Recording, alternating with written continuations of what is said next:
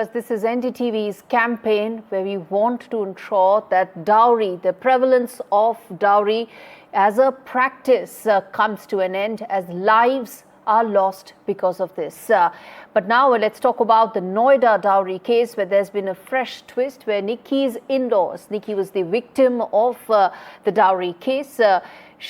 Her in-laws took part in the last rites. So those are visuals that we're putting out right now for you, where both families were at Nikki's last rites. They took place at her in-laws' place, and the FIR complaint after Nikki's last rites was filed that tells you that the police are now probing this angle as well. So that why is it that both the families were together at the last rites of Nikki? Let's in fact try and understand this in greater detail with my colleague's interaction with Nikki's father on why is it that he attended the funeral, the last rites of Nikki at her in-laws' place. Anushka in conversation with Nikki's father.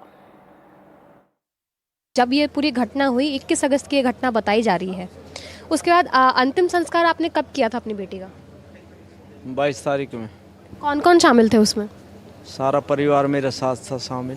अंतिम संस्कार किया। निक्की के ससुराल वाले भी शामिल थे? ससुर पहुंचा हुआ और कोई नहीं पहुंचा। सिर्फ ससुर पहुंचे थे वहाँ पे? उसके अलावा कोई और नहीं? निक्की के जो ब्रदर इन लॉ वगैरह है वो सब नहीं थे वहाँ पे? नहीं, ना सास, ना घर वाला, ना जेठ, कोई नहीं था। तो अंतिम संस्कार किसने किया फिर? बच्चे ने दाग लगाया, निक्की के बच्चे ने, लड़के ने। आप क्या कहेंगे कि ये जो पूरा घटना हुआ जिस दिन निक्की को जलाया गया, उसके बाद वो जो घर वाले थे वो कहाँ गए? मुझे क्या पता वो कहाँ भग गए आँच लगा के। कोई ऐसा भगता नहीं है, माँ बाप भी नहीं भगता, उसका पति भी नहीं भगता। कोई ऐसा आज तक मैंने अब तक सुना नहीं है कि अपनी घरवाली को जलती हुई को छोड़ गई, सास छोड़ गई हो या दामाद छोड़ गया हो। ऐसा आज तक मैंने कहीं सुना ही नहीं है। सिर भी फूट जाता, चोट भी हो जाती है, बुखार हो जाता, उसको भी गाड़ी में डाल के ले जाता डॉक्टर के आदमी। ये तो एक जन्ना है। यानी कि आपका कहना है कि इस घटना को अंजाम देने के बाद ही उसके ससुराल पक्ष के जितने लोग हैं वहाँ से फरार हो गए थे, सिर्फ उनके ससुर वहाँ पर मौजूद थे? बस ससुर दाग लगाने थे, सब फरार थे।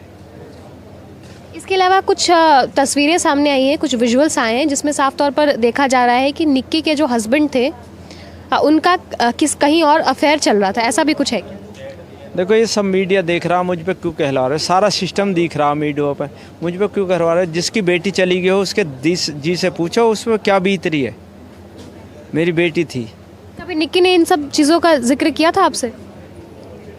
अब तो सारा सिस्टम खुल रहा है, अब तो जिक्र करने की जरूरत नहीं। अब तो दूर दूर तक मोदी योगी सब देख रहे हैं,